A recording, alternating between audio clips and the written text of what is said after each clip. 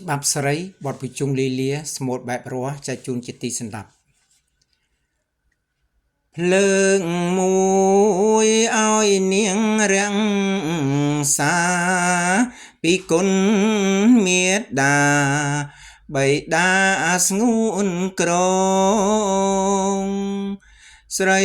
មួយដំណើរទាត់ជាយលាន់លឺស្ទើរធ្លាយប្រតិពីសន្លឹកសំពួតដាច់មិននឹកដើរលឺកកឹកស្ទើរសូររុនទាំងញ៉ាំងញ៉ាដំណើររលាំងដាក់ជើងលើផ្ទាំងក៏ក្រំក៏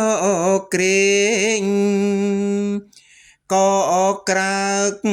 ទាំងបីល្វែងដោយកលគេសែងរបង់ចេញទៅស្រីមួ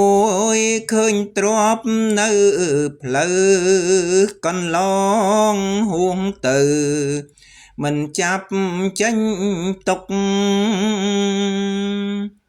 ពុំជេចំណេទៅមុខពុំចេញដាក់ទុករីរាល់តែល្វែងទ្របនោះរលួងចេញ